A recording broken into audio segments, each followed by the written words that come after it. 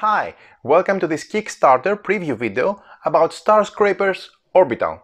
This is a brand new game from Jacob Frexelius, the known designer for Terraforming Mars, and I'm double, super, triple excited about testing this game. So one of the main reasons that I like this game, first of all, besides the famous designer and all the work and love that has been thrown in this game, is the theme. The theme is a sci-fi theme. We're in space, we're in a universe far, far away, where this super mystical mineral, hexes, has been explored, and there are many miners coming around from each part of the galaxy trying to mine it because of its super robust powers, and there's a whole economy around this mining of this crystal. But that's about the Star Scrappers. If you haven't known this universe, there is another game, a car game of Star Scrappers, which is also a great game. I have done a video for that one as well.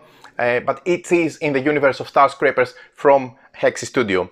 This game, Orbital, has to do about space stations where we are corporations. We're taking funds that they are awarded for building such big space stations in order to accommodate all the miners coming in to work around this precious mineral. And we have to make a very, very efficient, robust and secure place for them to work that functions well, operates efficiently, and provides for us a lot of income, victory points, and winning the game essentially, but for the miners as well, a place to live in and work around, move around, and have a society built around this space station. So super excited, because usually in this type of games, what you're doing is you're developing your space station, you're putting modules, or you're expanding your space station, but there is not a lot of interaction. In this game, boy, there is a lot of interaction. There is so much interaction between players, and hands down, if you really don't like player interaction, I don't think that this is a game for you. Unless the designers or the publisher comes with a variant to make it less, having less interaction. But one of the main things that I like is having player interaction. And with this game, you can play many events, attack the space station of the opponent, create a trouble, put them damage tokens on them. So there is a lot of back and forth between the players, and you're not just sitting in your corner trying to make your space station flourish and let's say make it big and ideal and super functioning well. So what you need to do is you need to take care of what the plans of the opponent, have a look on what they're doing, be ready to respond, be ready to be flexible enough to be able to move around the difficulties that they'll throw around you. They're not devastating, they're not going to throw you a lot back, but you have to overcome them in order to be able to move forward and win the game.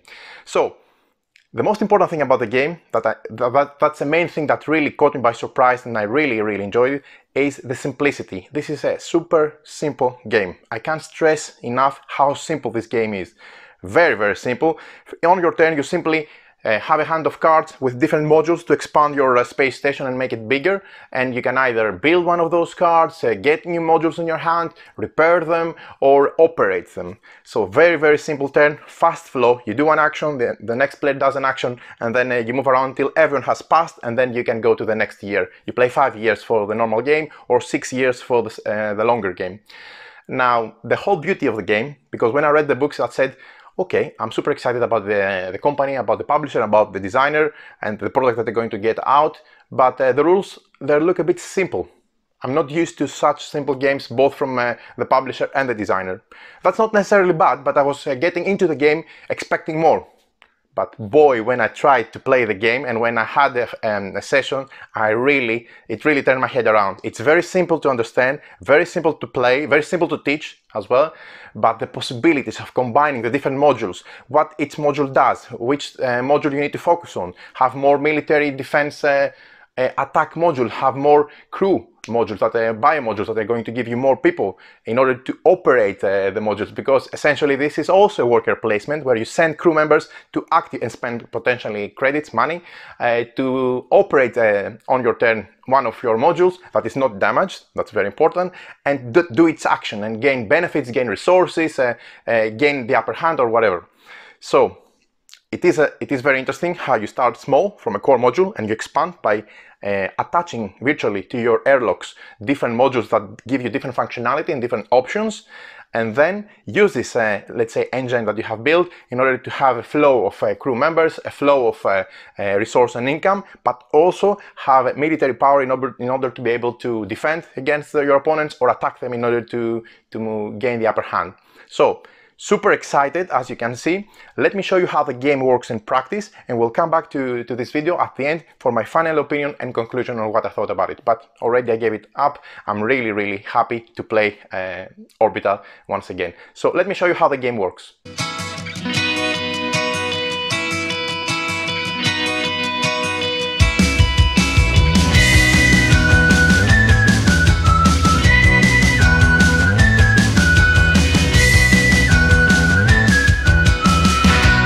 Finally, the international space industry is beginning to grow. To encourage the development, global funds are awarding prizes and money to corporations that are outstanding in different areas. As the owner of one of these corporations, sitting at the driving position, you compete with other players to build the biggest, best and most beautiful space station the worlds have ever seen. Welcome to the Star Scrappers universe. Have a seat and get comfortable, Commander. The chair of the space station is waiting for you.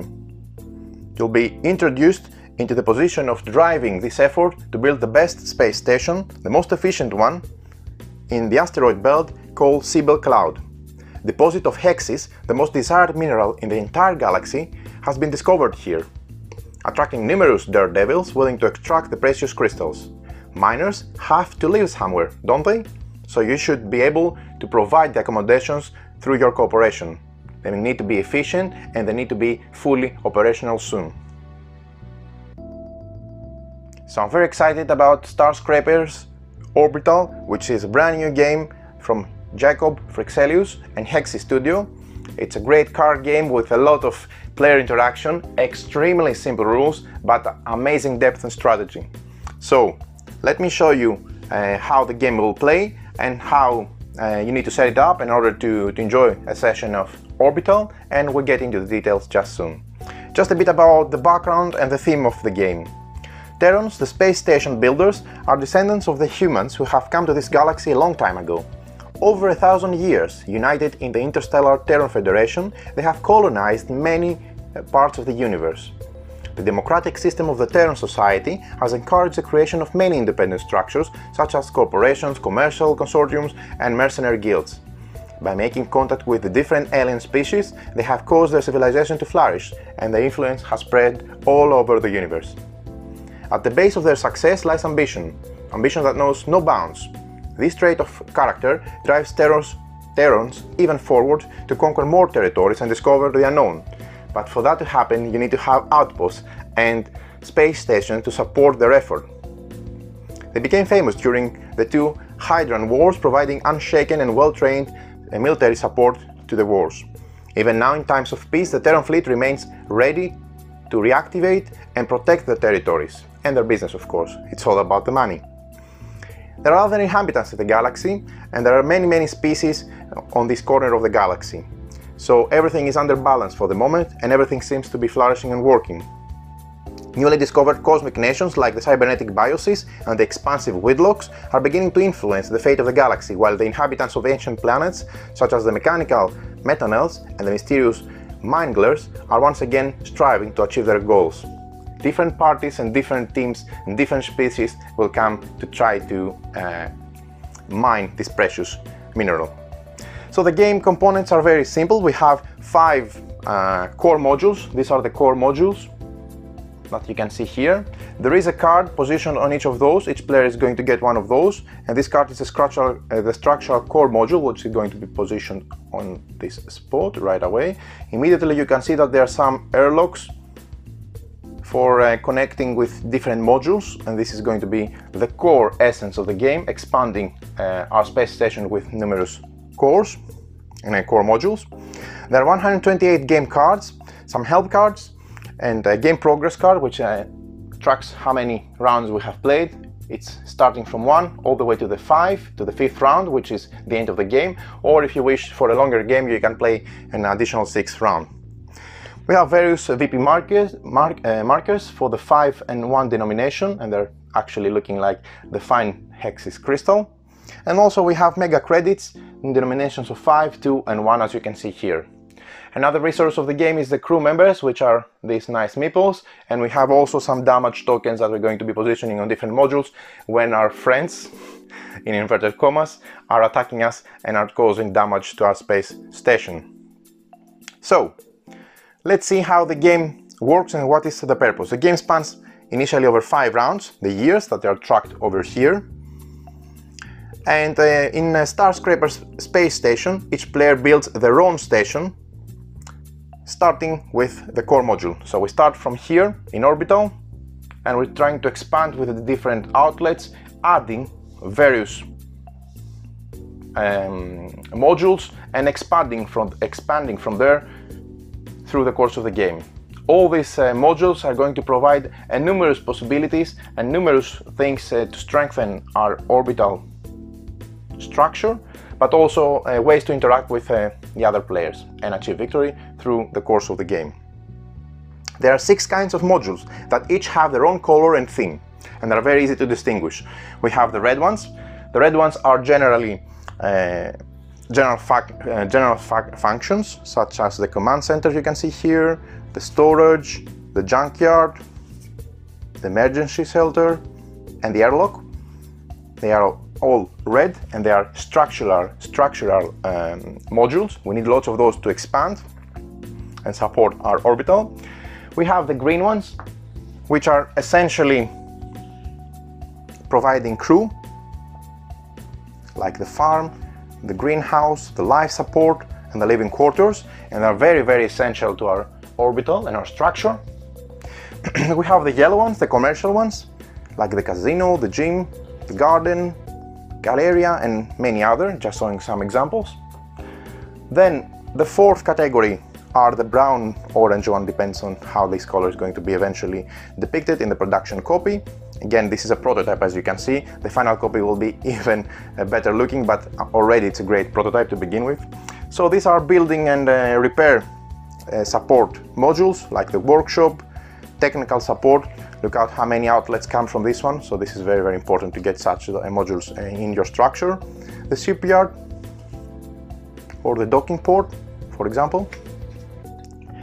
Then the 4th one are the blue ones, the scientific ones, like the lab, the library, the education center, and the cryogenic chamber. Again, if you want to track, they always are connected from the bottom, from this port with the 2 arrows, and the outlets, if any, are in the 3 corners of the upper part of the card, pointing out to exterior parts. So here you can get either on the left or on the right and expand with additional modules, but you cannot expand from the top of the card. And the last, 6th and last type of card is the military, for attack and defense, like this weapon platform, the military command, the covert ops, the shield generator, etc. The anatomy of the card is very simple. Besides the structural points that they have on the top and the art, which is extremely nice, they have the color, which makes each card belong to one of the categories, especially for knowing what you're trying to get in your space station, but also for scoring victory points. And then you have the ability of the card when you activate it and you operate this module in order to get some actions from there.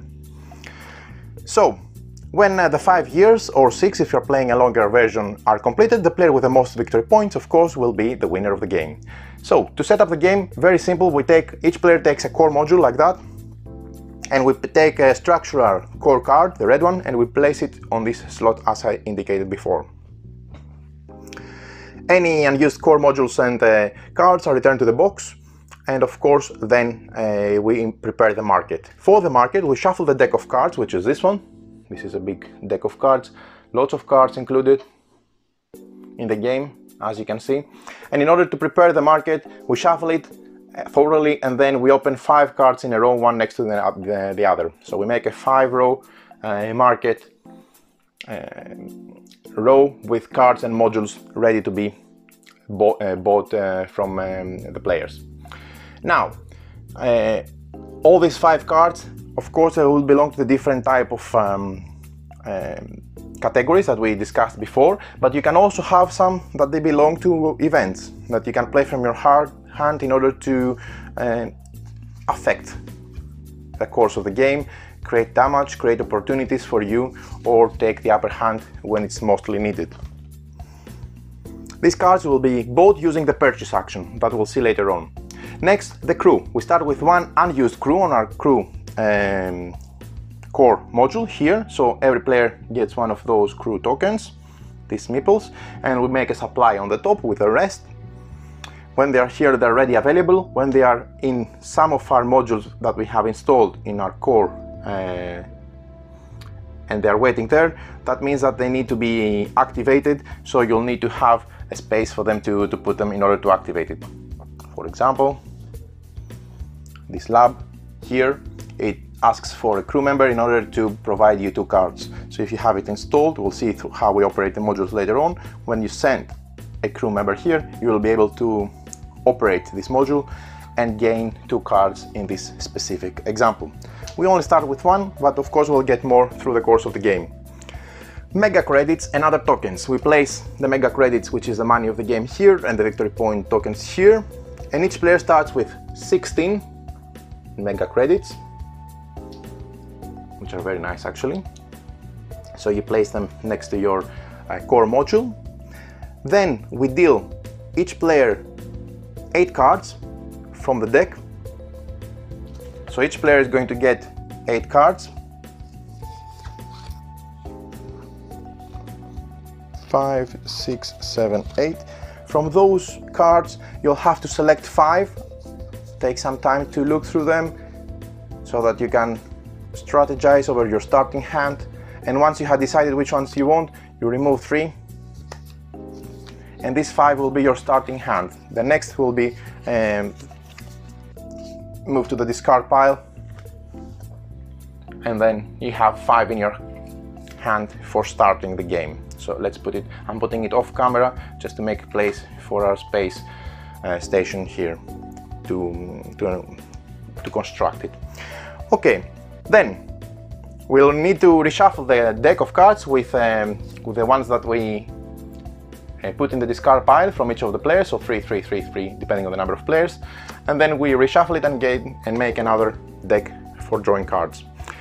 Starting player card and year card. We choose the starting player randomly and we give the first player marker to this person, and then we place the year card on the center of the table and the marker on the first year. So this is the starting player card, which is going to go to the first player, a token. So the players take turns taking actions until everyone has passed. And on your turn you take only 1 action, and just now we're going to discuss the possibilities, which possibilities there are there in Orbital for players to take action from those. I'm going to take 1 action, then the next player, then the next player, then the next player, and this is going to be repeated until everyone passes. There are 6 options for us to take, and let's start by checking each of those separately. So the first one is a build action. It costs 6 mega credits, so I need to pay 6 mega credits, 6 money, in order to be able to build 1 card from my hand. So I decide which card I want to build, and then I'm going to install it in one of the ports, the outlet ports of my core module. So let's put the mega credits on the side, and actually I'm going to move this also to the side so I can make some more space for me, because I'm going to be focusing on this guy here. So this is my money and this is my core module. Simply I pay 6 mega credits and then I add this module, this card, next to my core center. If you connect the module to another module of the same color, the cost is reduced by 1. And when connecting a module to another one, the new module's entrance, the arrow, is placed at the exit of where you want to build from. Meaning that, for example, let's say I want to build this card here to begin with. So I'll pay 6 mega credit, and I need to match 1 outlet with 1 inlet. So I cannot build it like that. This is not acceptable. They always have to be built from the arrow pointing outwards to the arrow, the double arrow, like here. So for example, I can build it here, here, here, or even here, like that. Okay, so let's say I decide to build it here, because especially this one has a crossroads, so I have 3 more outputs I'll be able to expand quite nicely when I move forward. Whenever you match a card color, you're going to have one mega credit discount, meaning my starting module, my core center, is a red card. Okay, so if I was building, let's say my first card was, or my second was a red module, there is one discount, so instead of 6 I'm going to pay 5 because there is another one attached to it. So the rule is that the cost is reduced by 1 mega credit if you connect the module to a module of the same color. Okay, so here I'm going to pay just 5, and that's good. Okay, then a new module must always be connected to a free exit on your space station, and the modules on your space station cannot overlap, cover one another, or create difficulties in such case. So for example, I cannot later on go and build something obviously that would overlap with another. Not allowed, and I need to be careful. Okay, cool. This is one option. This is the main way that players are going to be expanding their space station, their orbital, by buying and building cards from their hand that they already possess and paying the required cost of 6 mega credits and any discount if they match the color. The next option that I can do, if I didn't want to make a build action, is the upgrade. Once per game you are able to upgrade your core module. You choose one of the available upgraded modules that they are here. I didn't mention this one because these are the upgraded modules. You have one of those here, and you can buy it and upgrade it with 4 mega credits. You can only do it once per game, and now you have the special effect or bonus for the rest of the game. So instead of having this starting bonus, let's say I'm going to upgrade my core and I want to make it a commercial core module, which of course will give me a boost in commercial actions. And then I pay the 4 credits and I put it in its position here. Keep in mind that there's a limited supply of upgraded modules. There are only those 5 ones that you see here, so you need to be careful if you want to use them. Make a run for them and be able to get them fast, or think carefully because they're going to affect your one of your action spots as well. Another option that I can do is I can purchase. The price is 1 all the way up to 5 mega credits. So for example, here's a deck. This card next to the deck costs 5 mega credits, 4, 3, 2 and 1. And if I was going to buy this one and add it to my hand, I would need to pay 3 mega credits, take the card, and then I would move this one, and then I would put a new one here. And again, the cost will be 5, 4, 3, 2, 1, like we've seen in many other games with the market. So, pay the cost, take the card in your hand, and that's your action for this round, and moving to the for your turn, and then you move to the next player. Another option you can do is you can operate, and this is really the essence of the game. Use the action indicated on one of the non-damaged modules on your station, pay the cost in crew or credits, meaning crew or credits, and that is indicated actually before the arrow. There's always a before and after the arrow section, so pay the credits and crew and do what it's on the right. The crew and the module may only be used once per year, so when you're activating something that demands a crew, you need to have a crew. Here it says pay a crew and 3 credits to build a module from here for free. So I need to pay, I place 1 crew here. I also pay 3 mega credits. And then I can activate the ability, meaning I can build the module from here for free. So for example, I can move something here and build it without paying its cost as indicated here. The operate action is essential. You use the operate action in order to activate each module you want in your orbital space station. You can only operate 1 module per turn, and then it's the next player's turn moving clockwise. It is important to understand that the crew and the module may only be used once per year. And there are modules that they have no arrow printed on them, and that means that they are always active, so they do not need any action or additional payment in order to operate. Another thing that I want to draw your attention to is where we get crew members from the cards. As you can see, for example, the green cards are usually providing crew members, and when you build one such module, you get the respective modules indicated on the bottom right of the corner of the card. So you see that this greenhouse provides 3 crew members, so you take 3 crew members from there and add them to your pool, and you are able to use them accordingly. So you need to have a crew in order to activate the modules that require a crew, and they indicate this by the crew icon, and have the credits when they are requiring credits as well, mega credits that is. And of course there are some cards like this one that they do not have something to operate. When you take it, you install it, you take the crew members, or they have ongoing effects without the need to pay anything. So this is how Operate works, and of course I have simply described it in a very few words, but this is the essence of the game, because your whole space station, your whole orbital will be functional and fully operating depending on what modules you install, what possibilities you give yourself, what options you have, and how fast you can react to the strategies and the flow of the game. This is the essence of the game, and this is the most beautiful part in my opinion. Now, another option you can do, remember we have several options and you can only do one per turn, is to play an event. We've seen that the event cards have a different, they don't have any arrows, so they are not installed in our structure.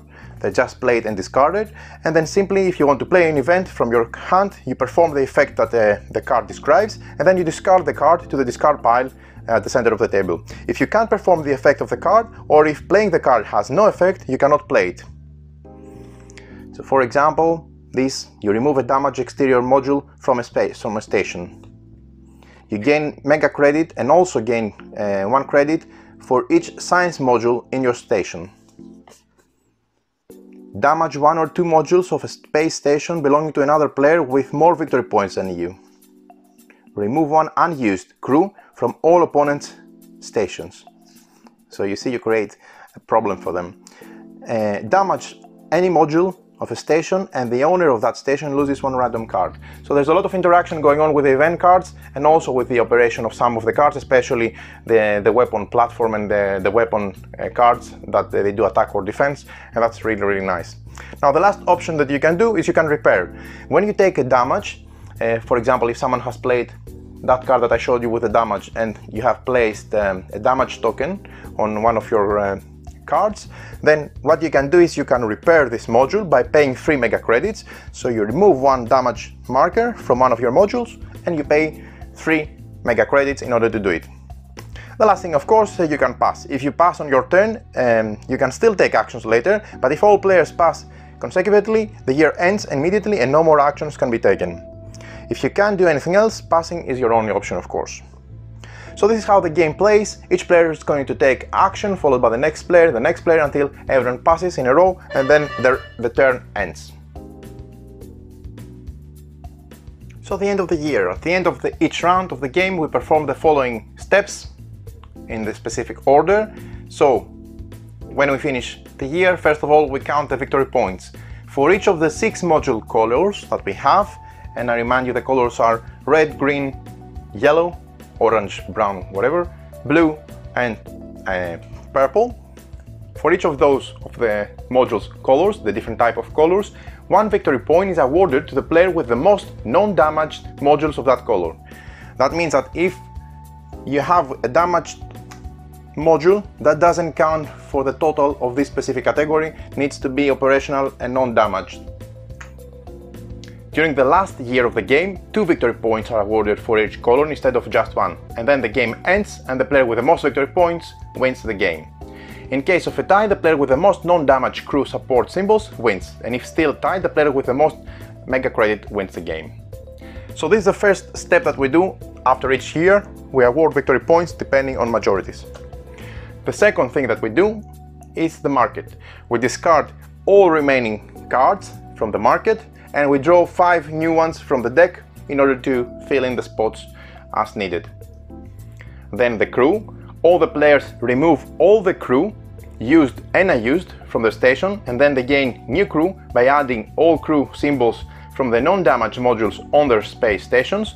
So I will take this back, I will take whatever crew I have assigned, also whatever crew members I have not assigned, put them at the side, put them to the main supply, and then restock myself counting the crew icons that I have. So I start with one here, and then if I had, for example, this card as well,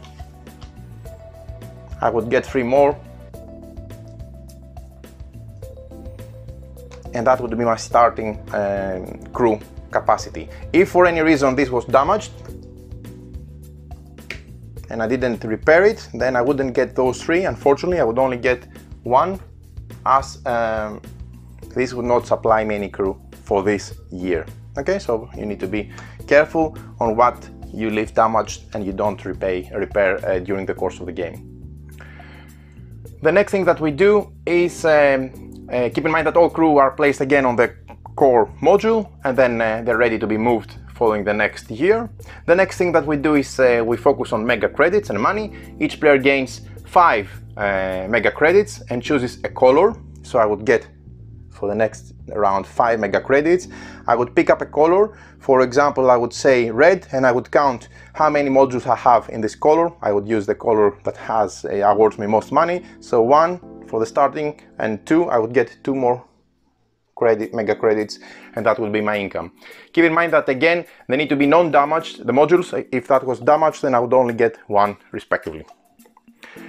The next step is the cards. Each player draws 4 cards to their hand, so I will get 4 more cards and add them to the cards that I had previously. So in total I will have possibly more than 5, and then what I need to do is I need to check my capacity. My hand limit is 5 cards. I will check my cards, and I will discard any excess until I have exactly 5 cards. If the deck of course runs out, I need to shuffle in the discard pile and make a new drawing pile for me to get cards. The new year, we move the year marker to the next year, so from 1 I will go to 2 all the way to 5 to finish the game. And the first player marker will move clockwise to the next player, so that they will start with the next round playing first. Just a few couple of key concepts. When you take a damage, when a module is damaged, you put a damage marker on the module, as we have seen here. For example, that would be damaged. So let me first, for the benefit of example, let me make this, let me move the cards, and let me make this example of having potentially some more modules installed. Why not? Okay, ignore this player, and then maybe I could have that one, or even had another one here as well. Okay, you see I have different branches of different modules following the exits and inlets and outlets of the airlocks, and expanding to 3 directions. So I can even go below the level of the space station as long as I have connectivity. So a damaged module, let's say this was damaged for some reason, okay, is indicated because we put a damage marker on it. And a damage module has no active effect or action. It doesn't count towards getting VPs, mega credits or crew. And you may not connect new modules to it as long as it is remaining damaged. So this actually aches, hurts a lot, you need to repair it as soon as possible. A module may be damaged multiple times, adding more damage tokens to it, so you can damage it a second time, a third time, etc. And for each token located there, the player needs to take to pay the respective repair cost in order to repair it. And keep in mind that the core module is never damaged, so this can never be damaged, so there's no problem there. And let me add a bit of more. Okay. And of course, you are always protected because you'll always be able to use at least this ability here. And what we call exterior module, a module that has no other modules built on it, on its exits, it's called an exterior module. I'm saying this because you've seen there were some cards that they were saying that attack one exterior module. When you do sabotage, for example. No, it was another one. Yeah. Remove a damaged exterior module from a station. So here's where the exterior module terminology comes in. These modules are more exposed and may be targeted by meteor storm, event cards, or a weapon platform, etc. So they are the modules that they are sitting outwards from our space station, from our orbital, and they have different. They have no more modules attached to it. Okay, so they are actually free for expansion. So this is a key role, so that you understand what you can target, and this concludes actually the whole rule set. I have explained everything. There are also rules for solo game that I leave you for you to explore, but what I'd like to point out here is that it may look extremely simplistic, and it is. I was really saying, okay, when I read the rule, that's that. These are the rules of the game, but the whole beauty, and there's a lot of beauty here to be discovered, and I'm really excited to play it many more times, is when you play your first game and you start combining these modules and these actions, and they all give you so many possibilities, so many ways to interact with other players, and so many ways to engage you in a fully immersive game with a lot of interaction and a lot of expansion. You can expand, you can have different abilities, different cards, different possibilities, and a reservoir of actions for you to use towards your goal to win the game. So this is how you play Orbital, Star Scrappers Orbital. Oh my god, this is a great game. I knew that it was going to be a good game in terms of design, mechanisms, game flow. Also, I'm sure about this is a prototype, and the final production copy is going to be awesome, because all the products from Hex Studio are really on the high upper tier of quality, production wise that is. But what I just want to see if this game is for me, if it clicks for me. Because okay, it can be a good system, a good design, a good designer, everything, the recipe, the ingredients should be there, but by the end of the day, does this game give you fun, give you a lot of interaction, give you a lot of things to think about, to strategize differently, and to have a blast, have a go? Yes, it does, and I was really surprised and really pleasantly surprised how much I enjoyed this game. And the reason is very simple. I like games that they are usually very easy to teach, and this is a super simple game, with a minimum amount of rules, meaning I can have anyone opposite me teaching the game, and we can start in, let's say, 2-3 minutes, maybe 10 minutes top. I was very scholastic and very detailed in my rules explanation, but you know, when you get to the table and you want to explain, you can do it even faster. I just want to make sure that you get everything right, you guys. So I need the game to be simple, and I want the game yet to have depth. And the depth should come from the combination of the options, from the strategies, from the different paths I can take, depending on if I'm going to choose the military, push the pedal on the gas on the military offense, or make a more robust economy or an industry so that it can support me essentially moving forward with my actions. And my pool of actions, it expands. I like also worker placement games, and here is a game that each time you install a module, you are essentially putting up a different worker placement spot for you to work. But it's not that easy, because you need to keep it alive, undamaged, because if your opponents start building and throwing you damage markers, tokens on your module, it will be very difficult to get it functioning back again, because you need to spend 3 mega credits for each of those to repair. It's not impossible, it's just that, you know, you need to keep a track of what is really vital for your operation and your master plan, and then keep it alive in order to move forward. So, simple rules, fast flow, lots of possibility and lots of depth from the different combinations and the different options. Simply as that, this is a great game, a fantastic design. I'm really looking forward that it gets published so that a lot of people get to know it. I didn't expect that I would be so much positively surprised by this game, because I really like more medium heavy games, and I thought this was going to be a simple game. It is a simple game, it is an easy game, but it offers so much depth, so much gameplay, so much replayability, and so many options for you to consider each and every game, that it is a blast. I highly recommend it. They're going to have a Kickstarter soon, so I'm going to put a link at the description when they launch their campaign, so that you can follow and see for yourself what they will do with the production, with the choices. But regardless, what I have in front of me is a fantastic recipe, and I highly recommend it. This is Star Scrappers Orbital.